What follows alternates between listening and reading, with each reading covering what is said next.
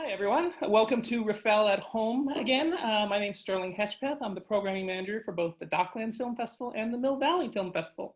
And we are here with director Rob Garver to talk about his film, WhatSheSaid, the Art of Pauline Kael. Now, Rob was very kind to grace us with his presence when we were actually screening the film at the Rafael before we went dark, but we're up live and running here with films at Rafael at Home all the time, and we're very glad to have him back. Welcome back, Rob. Thank you, Sterling. Good to be here. It's a terrific film, and but before we talk, I want to make sure people understand that there's a little Q&A tab at the bottom of your Zoom window. We will be taking questions from the people who are watching here. So while Rob and I have a conversation for a little bit about the film, by all means, don't hesitate to start putting your questions in, and we'll get to as many as we can. Okay, so go ahead and go to the Q&A tab at the bottom of your Zoom window. Okay, but for starters, Rob, I mean, Pauline seems like a really ideal candidate for a documentary. But when did it occur to you that this was something that you wanted to pursue in earnest, and how long did it take you to make the film?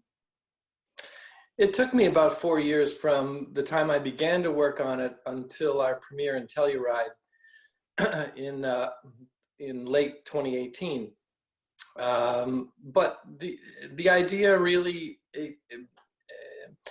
the spark of the idea was, I don't really remember. That I saw something online about Pauline. I don't remember what it was, but I had read her as a teenager in the 80s when I'd started to make films and went to college, and you know, my parents didn't subscribe to the New Yorker, but I became aware of her because I was kind of a film fanatic, and I grew up outside Boston, and you know, I would read the local critics, and you know, then when I went to college, I started becoming a little more sophisticated maybe. But, you know, when I read Pauline, she was so different from a newspaper critic, you know, who, you know, basically kind of checked the boxes of acting, directing, cinematography, and whatever else. She, you know, she was like me as a teenager, just completely consumed with movies and the ideas of movies and the ideas inside movies.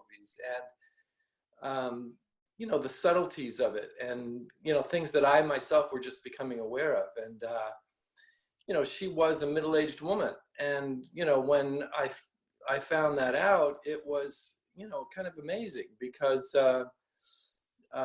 she just had so much life in what she wrote, and that's what made her so different from everybody else. So that had always stayed with me. And when I had the idea to make the film, I really wanted to try to do something that I thought was as kind of powerful as the impact that she had on me when I first read her. Make something that was really a movie, not just a documentary about a writer, but try to tell Pauline's story in the language of movies. And that's part of the reason it took me so long to make it, was because, you know, you've seen the movie, I use a lot of different pieces from other movies.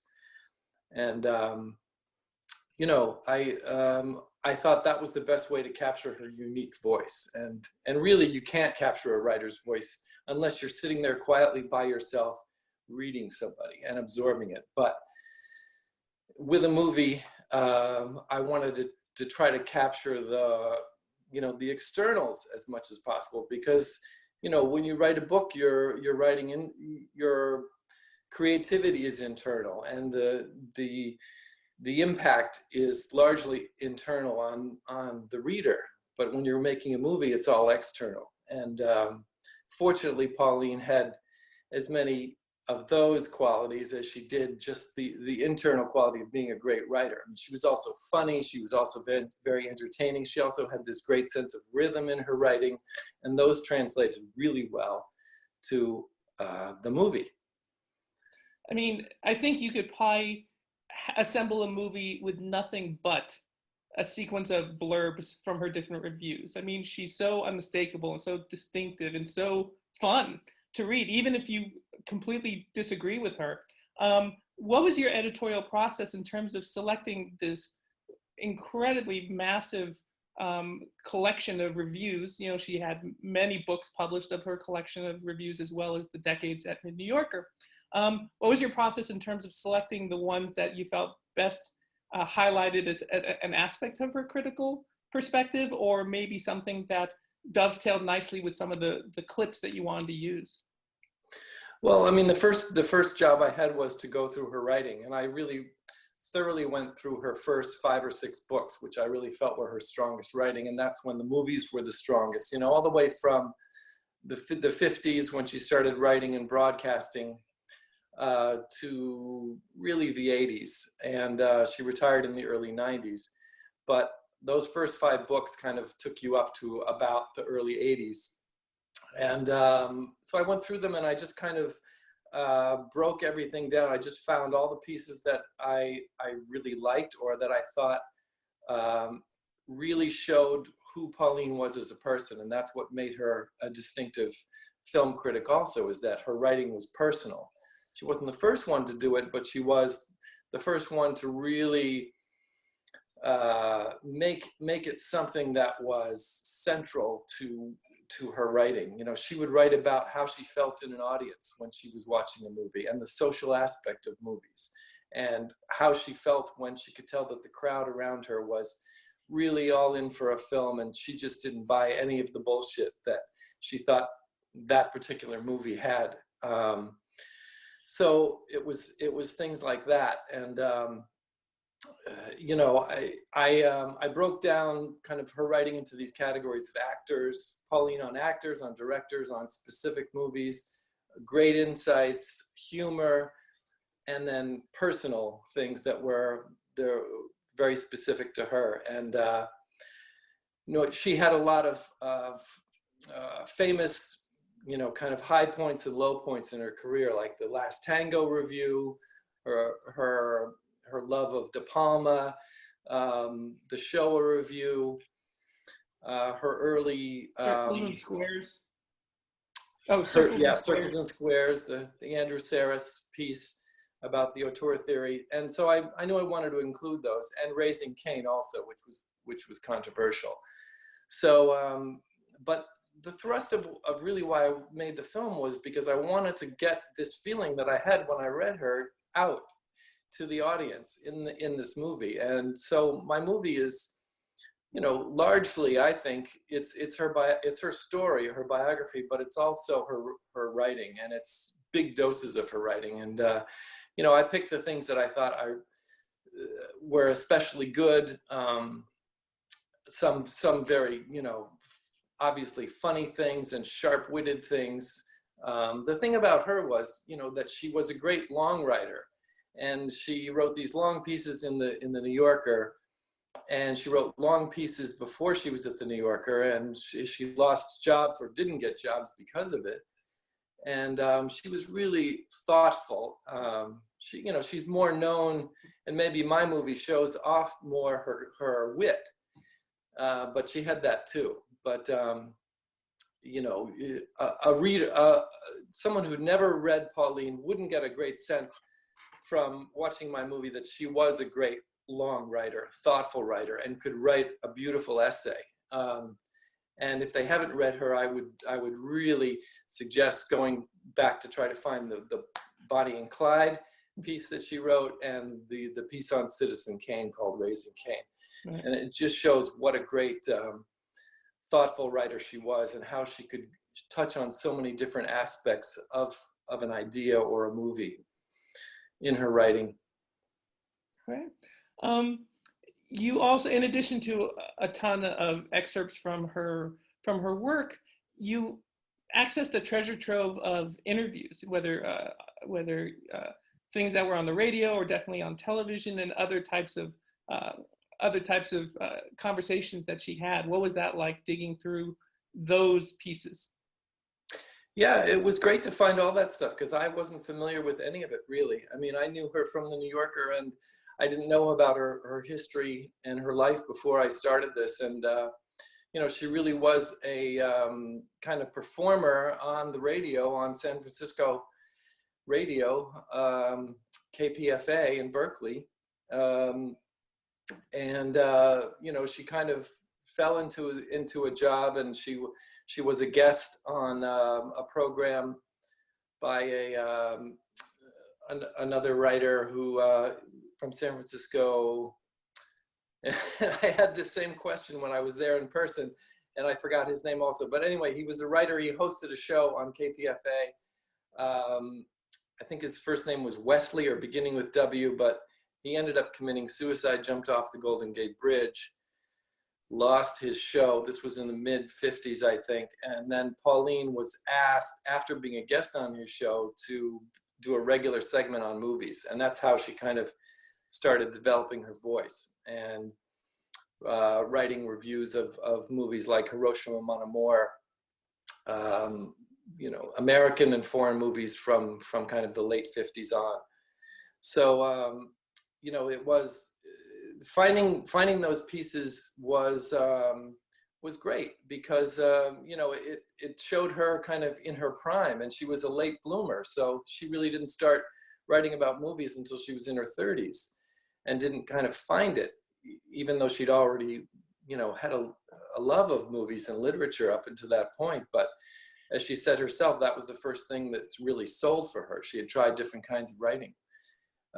So hearing her voice was obviously great. And, you know, she had, you know, I had stories from people who said they first heard her on the radio and fell in love with her, or fell in lust with her, and imagined her to be this Veronica Lake figure, tall, leggy, glamorous. And, you know, Pauline was no beauty, but she was a dynamic on her own, but she was only 5 feet tall.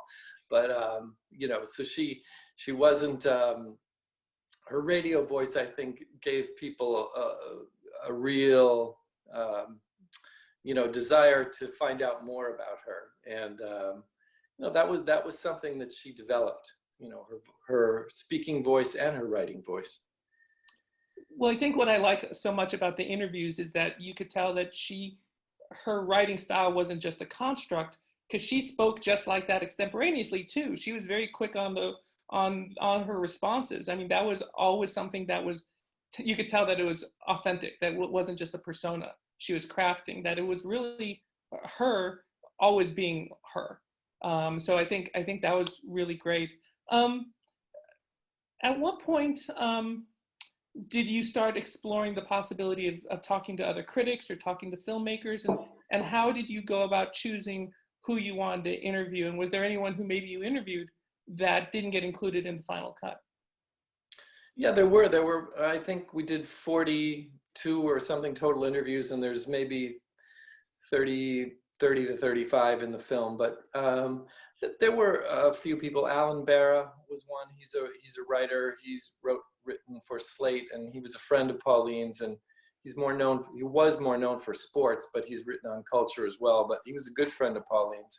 And actually, the little girl who interviews Pauline at the beginning and end of my film, that recording was on a cassette tape, and that was Alan's daughter, Maggie, who was 10 at the time, and now she's 30 or something. But it was like the year before Pauline died. So there were you know, a few other people that just didn't make the cut for whatever reason. I mean, it was usually because they'd said some of the same things that somebody else said. But, you know, from the beginning, I knew I didn't just want to have critics. I wanted to have people from the business end of movies. So, you know, I've got Tom Pollock, who used to run Universal, Marcia Nassatir, who was one of the first female execs. I think she worked for Paramount, and she also worked for Bantam when Pauline was publishing her first book, and that's how they became friends.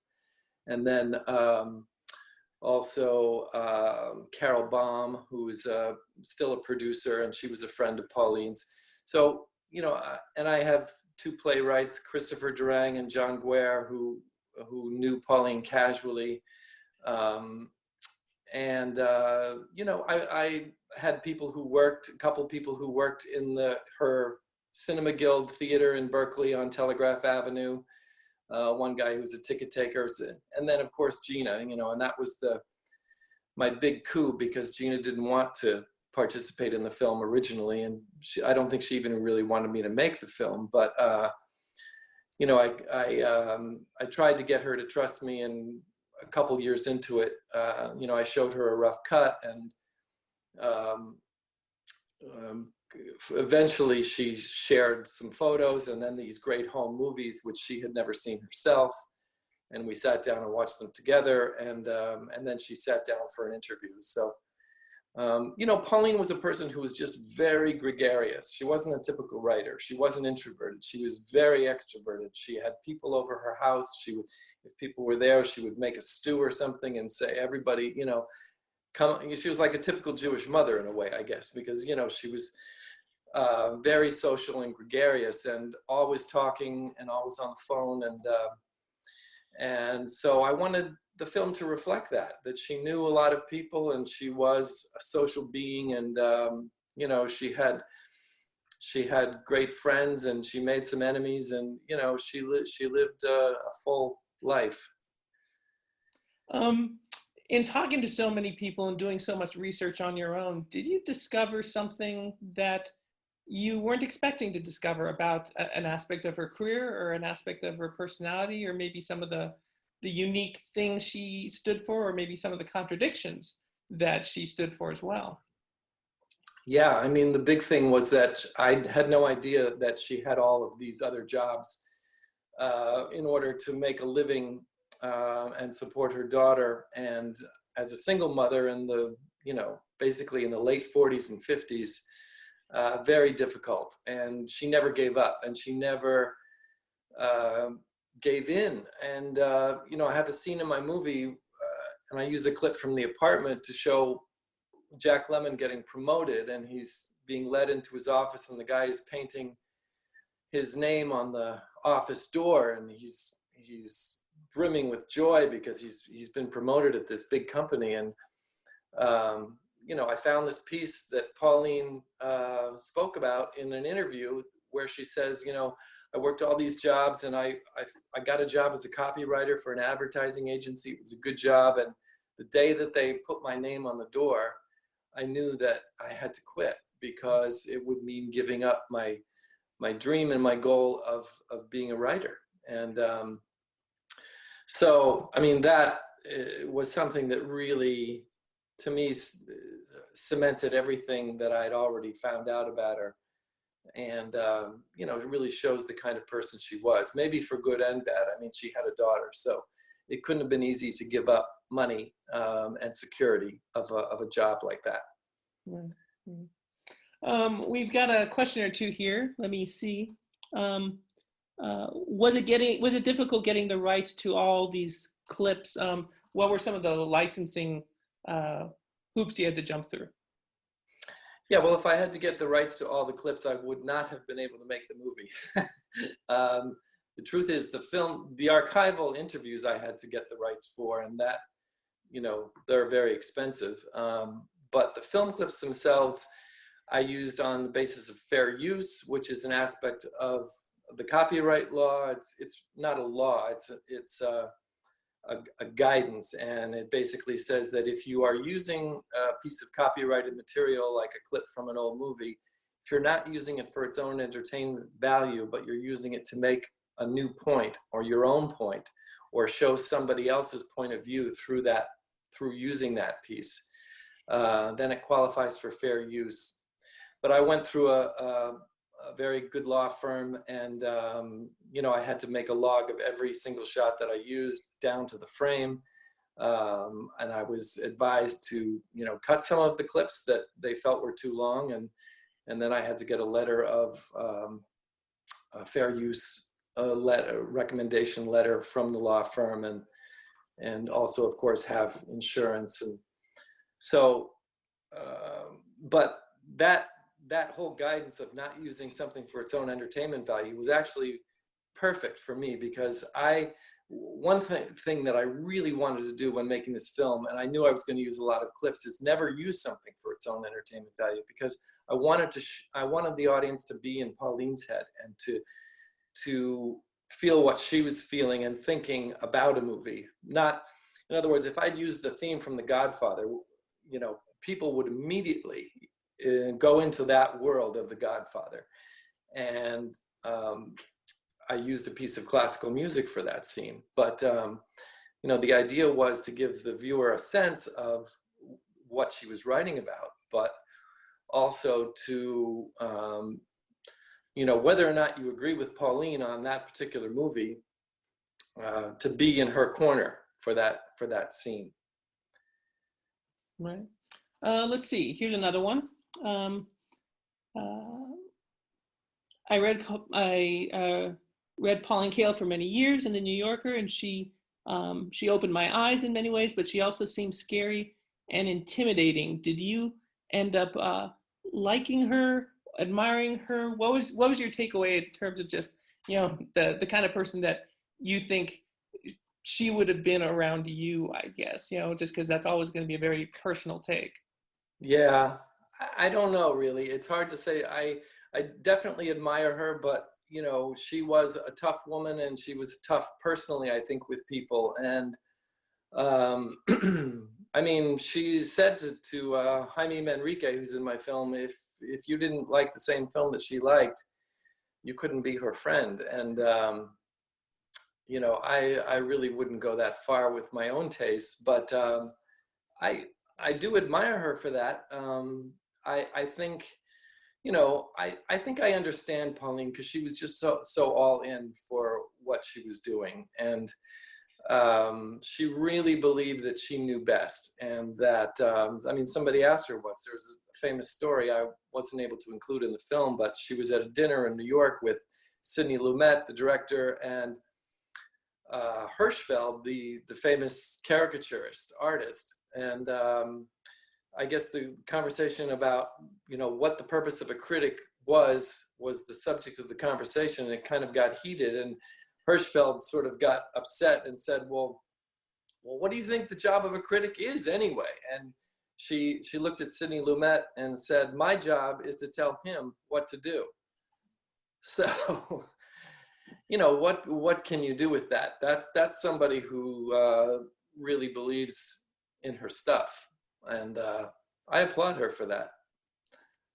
I like the point you made about the long form, because sometimes out of context, some of those little barbs can be seen as just being a provocateur, but it never really seemed like she was that when you read her longer pieces, simply because then you could tell that she had a lot of, even if you didn't kind of come from her frame of reference, you could still see that she had a lot of reasoning behind what she was thinking, and there was a certain internal logic to her arguments. And that's something that in the kind of the film culture that we live in now, which is very short form and very sound bitey, it's interesting just to see that she had a quote that you could grab, but it was in a much larger picture that made what she wrote really compelling. Maybe if it wasn't convincing for you, it still made you rethink what exactly she was talking about. Yeah, exactly. I mean, the thing about her writing, and I think she took offense at this at some points in her career, is she would be accused of being an impressionistic writer, right? And I think the insult she felt was directed at her because she was a woman and that she couldn't think logically. And so her writing was more impressionistic, and not reasoned. But anybody who has read her writing would never say that, because she's the most fiercely reasoned movie critic, I mean, you've ever read. I mean, you read any of these pieces, and she would have made a great lawyer. I mean, it's like case closed. Okay, I didn't like this movie, but she convinced me. I mean, the guy is innocent, but he's clearly a murderer in Pauline's eyes. So that made her a special writer. And and of course she was never just that. There are movie critics who are very cerebral, and I think too cerebral, and they I think she felt Andrew Sarris was one of those people, although he really loved movies, but he wanted to put things in categories and kind of make lists and hierarchies. And she was not about that. She approached a movie like that painting over your shoulder. I mean, it was a blank canvas, and she was going to put some of herself on it. And you know, she would be true to what she saw in the theater, but it was going to be Pauline's and nobody else's, and it wasn't going to pretend to be objective. Right. Well, I mean, a reminder, people can still write in for questions at the Q&A tab at the bottom of your Zoom window.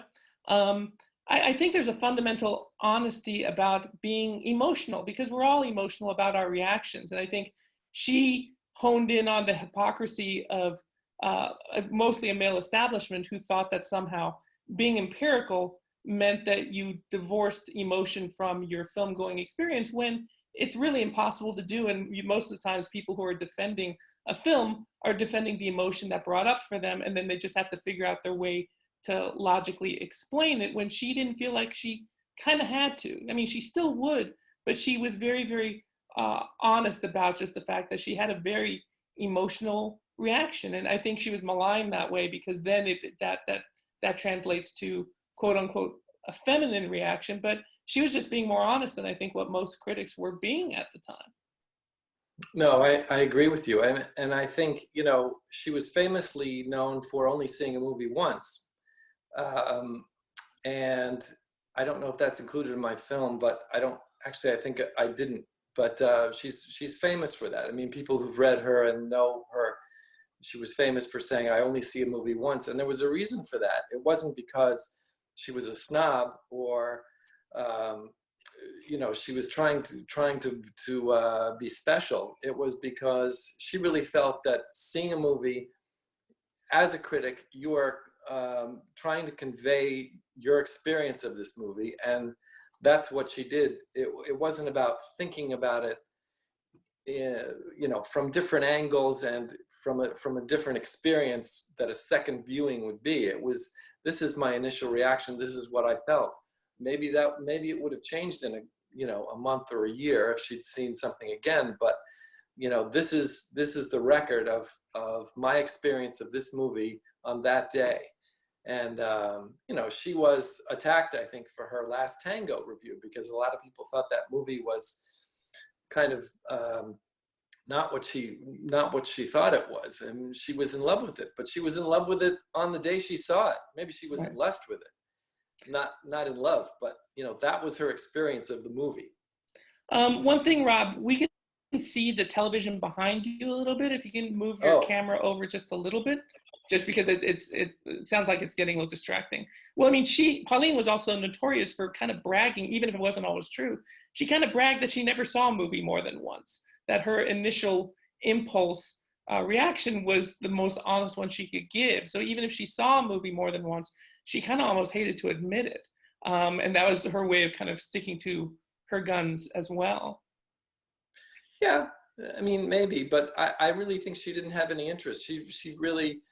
She had one of those minds, you know, like whoever you want to compare it to, Malcolm Gladwell or somebody who has just a very special mind. But she must have had a photographic memory. I know that she read very fast, because I read her letters from when she was in her early 20s, and you know, she read through so many great authors' work, and you just can't believe that anybody would be able to do that while also having a regular life. But you know, that turned out to be the foundation for her career and her life as a writer. But you know, I think she really felt like she got it the first time. I mean, maybe there was a couple of films. She did say she went to see McCabe and Mrs. Miller again, just because she wanted to be sure that it was as good as she felt. But you know, I don't think it was a trick with her. Right. Another question that came up from our audience is, did you get a chance to reevaluate or experience once again other critics from her generation, or maybe more contemporary ones, as a contrast to her? I mean, did you, by concentrating on her work, did you discover other critics that you liked or admired as well, even if they weren't Paulettes, so to speak? No, I really didn't. I mean, I read some other critics, sure, while I was making this film, and just you know, my own experience of reading other critics, but I didn't want to make a comparative film. You know, you know, for me, this film was a portrait, and just like you would sit down and paint a portrait of somebody, and it would be in your own way. I mean, this is my portrait of Pauline in my own way, and so I really, you know, I wanted to know what her influences were, and I did have a longer cut. The original cut was 2 hours and 6 minutes, and we cut it down to where it is now. And I did have a short scene on James Agee and her influence of him. You know, he was a writer that she admired, and also from I think he wrote, you know, during World War II and for Time magazine, I think. And he wrote somewhat personally, and you know, he was such a good writer and such a kind of a straightforward, honest writer, and that I think she admired that. But you know, I didn't want to get into the whole comparing Pauline to Andrew Sarris or John Simon or Vincent Canby and, you know, all the people that were her contemporaries. You know, Pauline herself didn't compare herself to them, and you know, she was special in a way because her contemporaries, like John Simon and Canby, they wrote for the newspapers. Well, I guess John Simon wrote for New York Magazine, but Pauline was just given such a long leash of space by William Shawn at the New Yorker, and she really was able to write these long pieces. And you know, I don't know if Canby had that kind of room, if he would have had something to say, but you know, I read him as a kid, and I liked his writing a lot, but it was made for the newspaper. Right. So anyway, let's see. I was another question. I was very surprised how deeply she affected David Lean and essentially Ridley Scott in her review of Blade Runner. Was there some reason you chose those two very negative reviews in particular? Well, I wanted to have a balance because, you know, she was positive about Scorsese with Mean Streets. She was positive about Coppola with The Godfather and other movies. And, you know, obviously she was a film critic. Her job was to criticize. And so, of course, people need to see what she could do when she had full thrust. And, you know, the David Lean thing is just, it's still kind of a mystery to me. I don't understand how he could have been so affected by one person's opinion when at the time, you know, he was kind of one of the most respected film directors in the world and had made just not good movies, but movies that were commercial and respected. And the luncheon that David Lean speaks about was after his film Ryan's Daughter came out, which, you know, the critics were generally tough on, and you know, Pauline, I think, was kind of mean to him at this dinner, but still, this was David Lean. So he did not make another film until Passage to India in 1986, and that was, you know, about 14 years or so. So, you know, who knows? I think you know, that's on David Lean. That's not on Pauline, because she was just doing her job. But, you know, she was going beyond her job and in saying the kind of things I think she said to David Lean. But, you know, at the end of the day, you're responsible for your own self-esteem, and if what he was saying was true, it really got hurt his self-esteem. Yeah. I think it's a good example of how there really were no sacred cows with her. You know, I mean, there wasn't anyone untouchable. If she felt something strongly, she wasn't gonna hold back, no matter how revered those people might be. So, and you couldn't get anyone with kind of a higher artistic cred than Lean at the time, and certainly Ridley Scott. Blade Runner was a pop sensation that has only grown in esteem over the years. So.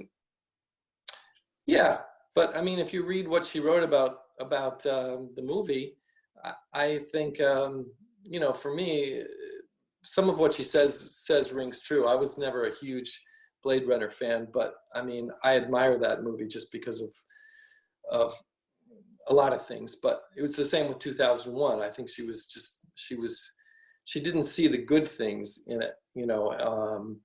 But I think she was accurate in writing about, you know, the kind of muddled um, jump the shark ending of 2001. And, you know, why is he suddenly an elderly man, and then he's a fetus floating in space? And are we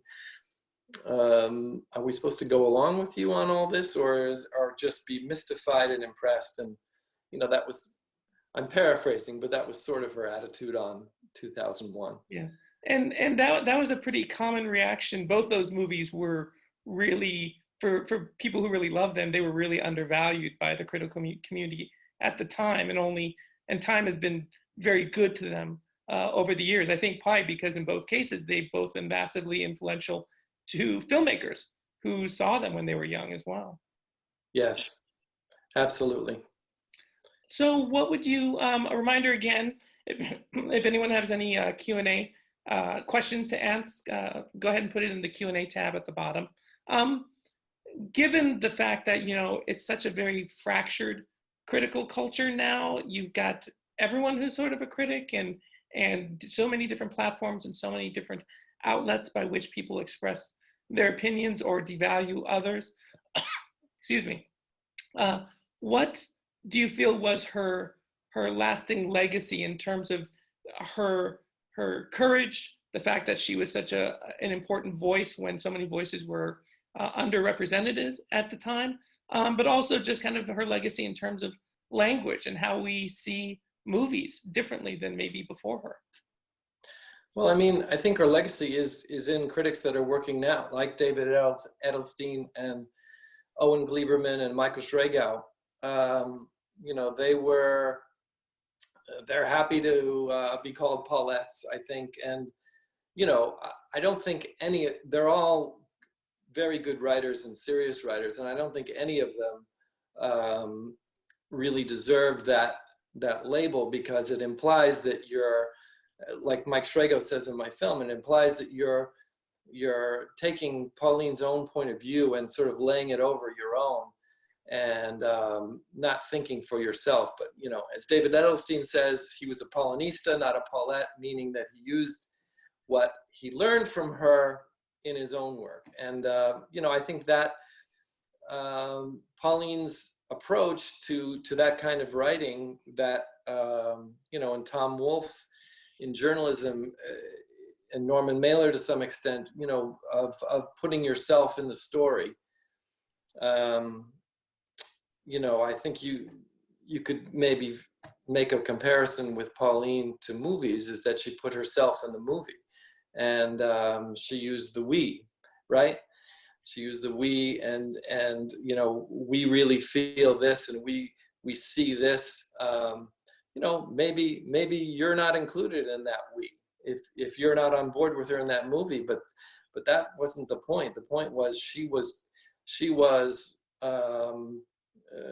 convinced of her position, and she invited the readers to come along with her. Yeah. So what is next for you in terms of not only the film and whatever other kinds of trajectory you wanted to take out in the world, but also what other kind of projects are you working on? Well, the DVD of What She Said is going to be out in June, and that's going to have some extras on it, which I'm really happy about. There's a couple of scenes that we deleted. There's more material from the Tarantino interview and the Schrader interview. Then there's also an interview we found in the archival at her in her archives, of an interview she did with Alfred Hitchcock from the early 70s, and it's fascinating, and it's funny because she kind of takes him on, his approach versus kind of her approach. So that's happening in June. And then we just signed a contract with a cable network for the film to appear. I can't announce it yet just because it hasn't been officially announced by the network. But and then I have two fiction projects. I have a comedy I've written, which I want to get off the ground, and then a musical thriller set in the 1920s is the other one. And I don't have another idea for a documentary right now, but certainly open to it. This just took a long time to finish. Well, that all sounds very exciting. Definitely keep us posted on how those things develop. One final question came in later in her career when she shepherded other budding critics. Do you think she came close to the line, encouraging them to endorse movies she championed, as far as kind of having sort of a Pauline party line, so to speak? Yeah, I don't think I made that clear enough in the film, but as Paul Schrader says, there were kind of 3 generations of Paulettes, and he was the first generation. Right after she got her job at the New Yorker in the late 60s, I think she was very kind of full of herself, and she, according to Schrader and Molly Haskell, she did, pick up the phone and say, we got to get behind this film. But I think they were always films that were like a Godard film, which, was playing in a handful of theaters, if that, in the country, and needed support. They were small independent films. I don't think that ever happened later in her career. And Stephanie Zaharek recently told me, she's the film critic at Time, that that never happened. That Pauline didn't do that with critics. But Stephanie didn't know Pauline until the late 80s, early 90s. But I think she did. I think she probably did pick up the phone and say, we have to get behind La Chinoise, because if it only plays for a week at the Bleecker Street Theater, we'll never get another Godard film again. I really believe that was her attitude, is that she had to stick up for the small guys.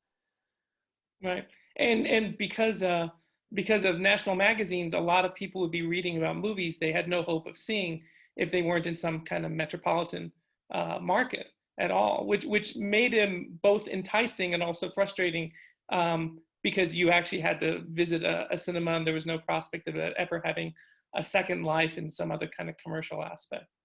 Yes, right. The theaters, that was it, unless, it went to TV later on. Yeah, maybe not La Chinoise, so except Yeah. maybe PBS. Right. Did you say when the DVD was going to be released? Yeah, June 14th, and Oh, great. you can find it on Amazon. You can pre-order it, but I think it's June 14th. Actually, Pauline's birthday was June 19th, so. Okay, it's close. Great. Well, thank you everyone for joining us today. Thank you so much, Rob, for visiting us again. Thank you. A reminder that Rafael at Home is screening films, and we're talking to filmmakers throughout the entire time that we're socially distanced from each other, but we love to be able to share our films. We love to share our history, and so many really great artists and filmmakers who are eager and urgently excited about sharing their films with us now. We're very glad to be able to continue to do that. Please keep us on your mind at rafaelfilm.org, and you can see our entire schedule and all the different things that we're hoping to promote and include in the calendar in the future. Thanks so much, everyone. Thanks again, Rob. Have a good one all, and keep watching films. Thanks, Sterling. Bye-bye. Good night.